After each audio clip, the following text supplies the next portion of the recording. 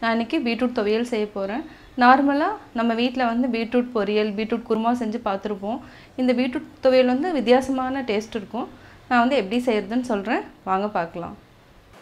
தேவையான பொருட்கள்: பீட்ரூட் வந்து நான் 2 எடுத்திருக்கேன், பூண்டு ஒரு 6 பல் எடுத்திருக்கேன், சின்ன வெங்காயம் ஒரு 75 கிராம்ஸ் இருந்தால் போதும், உளுத்தம்பருப்பு 3 டேபிள் ஸ்பூன், கடலைப்பருப்பு 3 டேபிள் ஸ்பூன், 2 முந்திரி, வேர்க்கடலை 3 ஸ்பூன் எடுத்திருக்கேன், வரமிளகாய் 4. இந்த வரமிளகாய் கொஞ்சம் காரமாக இருக்கும், 4 இல்லைனா நீங்கள் காரம் எவ்வளோ தேவையோ அவ்வளோ போட்டுக்கலாம். தேங்காய் கொஞ்சமாக, தேவையான அளவு உப்பு, ஆயில் தேவையான அளவு. கடாய் நல்லா காஞ்சிருச்சு, ஆயில் ஊற்றிட்டோம். கடலைப்பருப்பு,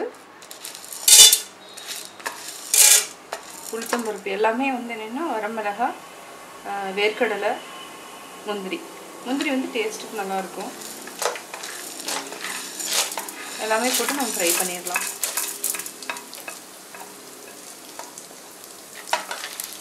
சிம்மில் வச்சுக்கோங்க, ஹை ஃப்ளேமில் வேண்டாம்.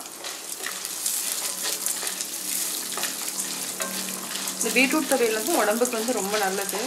அதே மாதிரி பிளட் வந்து நல்லா ஊறும். இந்த பீட்ரூட் வந்து அதிகமாக உணவில் வந்து சேர்த்துணுன்னா பிளட் வந்து நல்லா ஊறும். சின்ன குழந்தைகளுக்கு வந்து என்னென்னா கலராக பிங்க் துவையல் அந்த மாதிரி சொல்லி நீங்கள் கொடுக்கலாம். வேர்க்கடலையும் இருக்கிறதுனால நல்ல ஸ்ட்ரென்த் கிடைக்கும் குழந்தைங்களுக்கு. இது வந்து சப்பாத்திக்கும் சாதத்துக்கும் நல்லா இருக்கும், டேஸ்ட்டாக இருக்கும்.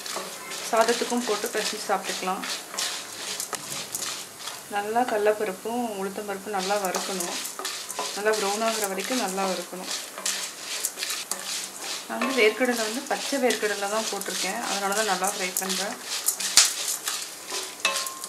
பச்சை வேர்க்கடலை வந்து நல்லா வெந்துருச்சுன்னா உங்களுக்கு வெடிக்க ஆரம்பிக்கும். இன்னும் நல்லா ப்ரௌன் ஆகணும். இந்த பீட்ரூட் துவையலுக்கு வந்து தக்காளி எதுவுமே தேவையில்லை. நம்ம இந்த கடலைப்பருப்பு, உளுத்தம், வேர்க்கடலை இதுவே போதும், தக்காளி போட வேண்டாம். இப்போ நல்லா ப்ரௌன் ஆகிடுச்சு. இப்போ வந்து நம்ம வெங்காயம் ஒன்று நம்ம ஆட் பண்ணிக்கலாம்.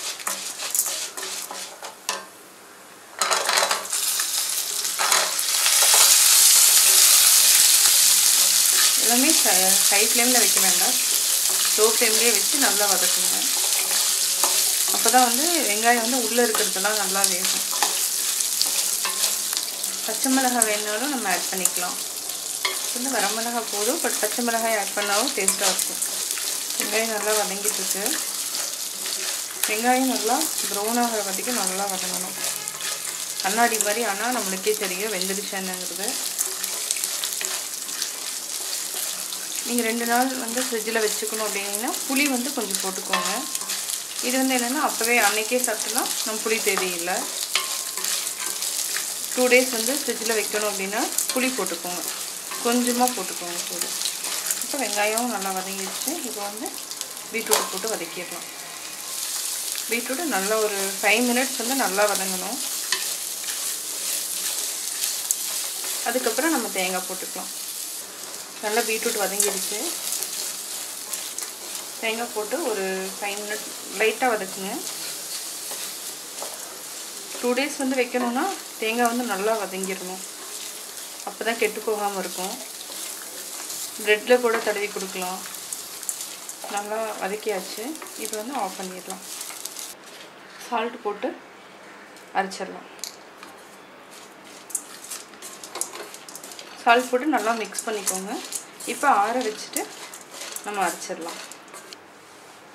இப்போ நம்ம ஆற வச்சு இப்போ அரைச்சி ரெடி ஆகிடுச்சு. பீட்ரூட் துவையல் ரெடி ஆகிடுச்சு. நான் பீட்ரூட் துவையல் எப்படி செஞ்சேங்கிறத நீங்கள் பார்த்தீங்க. இந்த துவையல் வந்து என்னென்னா சாதத்துக்கும் சேர்த்து சாப்பிட்லாம், அதே மாதிரி சப்பாத்தி, தோசைக்கும் நம்ம சேர்த்து சாப்பிட்லாம். இது கொஞ்சம் வித்தியாசமான டேஸ்ட் இருக்கும். இதை வந்து வீட்டில் செஞ்சு பார்த்துட்டு உங்களோட கமெண்ட்ஸ் எனக்கு சொல்லுங்கள். உங்கள் ஃப்ரெண்ட்ஸ் கிட்ட ஷேர் பண்ணுங்கள். பிடிச்சிருந்தால் லைக் பண்ணுங்கள், சப்ஸ்கிரைப் பண்ணுங்கள்.